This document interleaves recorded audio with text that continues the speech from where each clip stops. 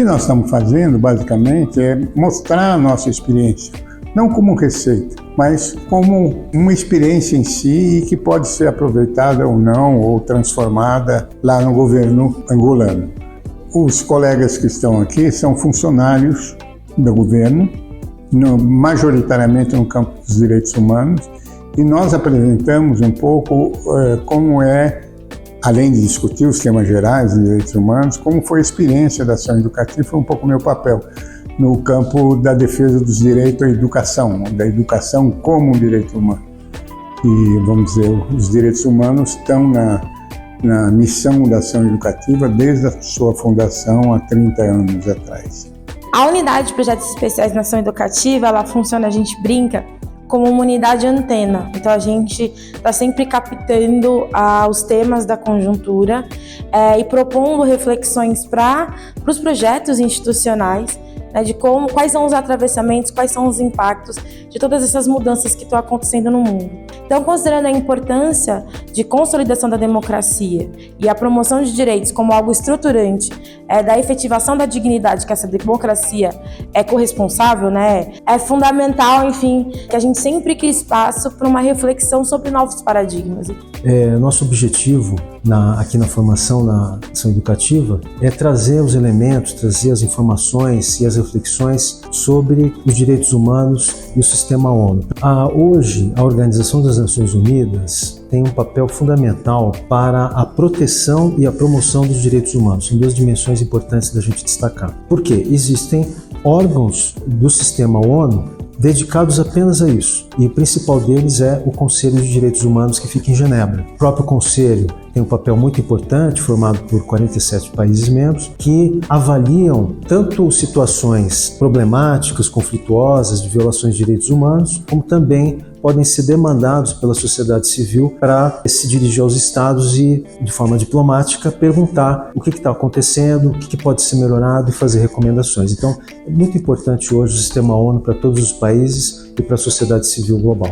Participar da formação foi muito importante, primeiro pela troca entre Brasil e África, né, e Angola, as relações possíveis, né, as aproximações contextuais, mas também demonstrar a situação de meninas e mulheres negras no Brasil. Acho que ao analisar os dados, a ter contato com algumas narrativas, algumas experiências também de outras organizações, especialmente de mulheres negras, os participantes do curso podem perceber essas especificidades e o contexto político e social de cada realidade, né?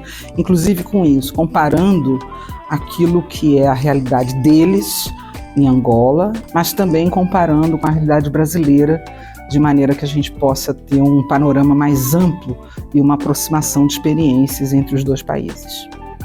Eu vim aqui nesse evento para fazer um pouco essa relação entre os direitos humanos no Brasil, o estado geral dos direitos humanos no Brasil e Angola, trazer um pouco uma questão de fundamentação teórica de como a questão dos direitos humanos se dá e depois pegar casos específicos de violações no Brasil e em Angola, mostrar as especificidades do Brasil, por exemplo, em questões que em Angola não são tão palpáveis e imediatas como a questão indígena no Brasil, a questão dos negros no Brasil. No caso de Angola, por exemplo, não existe um debate racial, mas você mostrar um caso de debate racial que é profundo no Brasil é interessante também para os angolanos, porque muitas vezes os africanos não têm uma perspectiva de debate racial, que vivemos no continente negro, né? Então não temos questões raciais definidas, a não ser que sejam países multiculturais como a África do Sul e tal. Então por isso eu acho necessário às vezes mostrar o lado do Brasil que traz uma perspectiva diferente para a gente. Essa é a primeira parceria que o Ministério tem com uma instituição do Brasil, que é a Ação Educativa.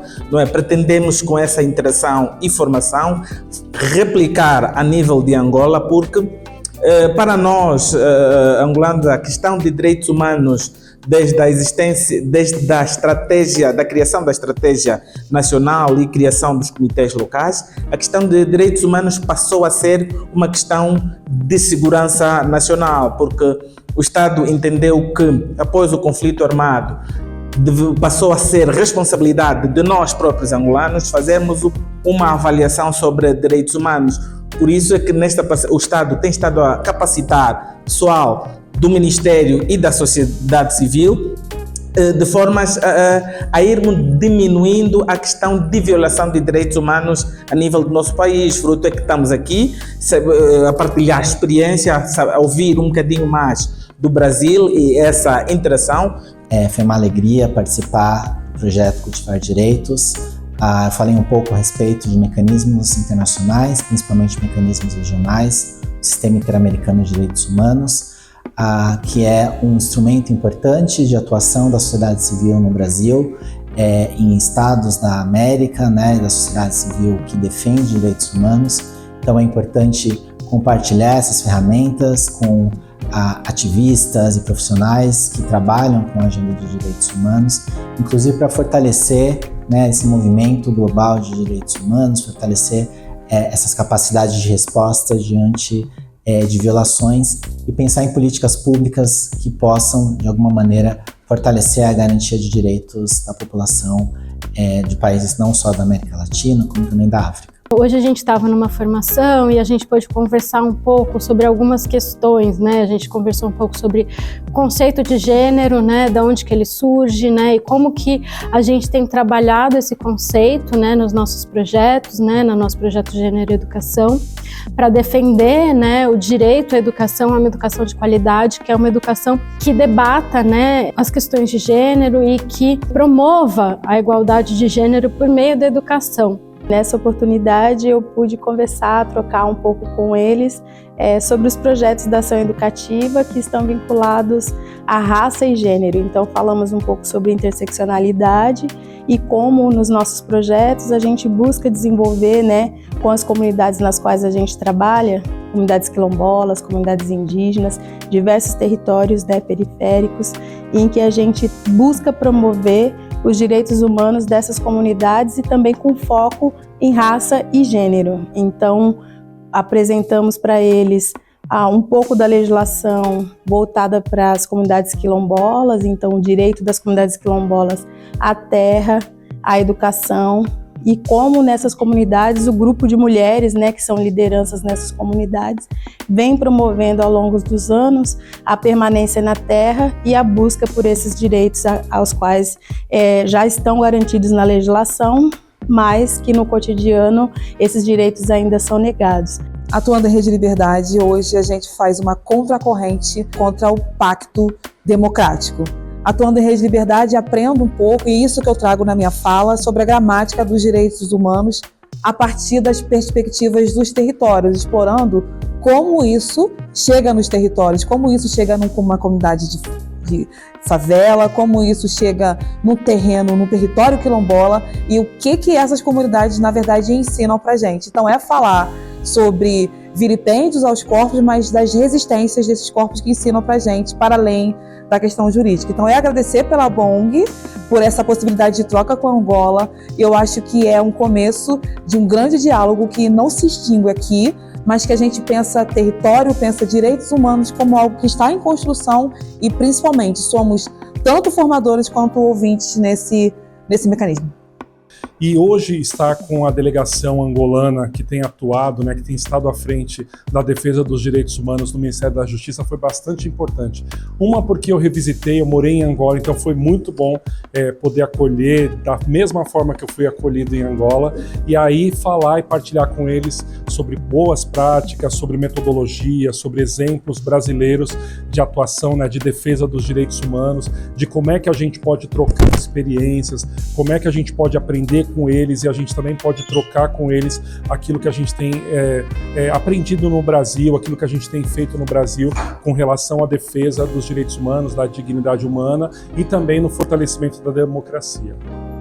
E o que eu trouxe aqui para a formação é pensar uma perspectiva de direitos humanos dentro da pauta ambiental. Então, é a gente pensar como que a crise socioambiental, ela também é uma problemática de direitos humanos, principalmente de pessoas mais vulnerabilizadas, né? Pensando em contexto de Brasil e Angola, mas também no continente africano, como que a gente pode olhar a crise climática e ambiental no contexto da exploração, de quais corpos são considerados dignos ou não do acesso ao direito, do acesso à água, ou do próprio acesso, por exemplo, à internet, o próprio acesso a alimentos e a medicamentos.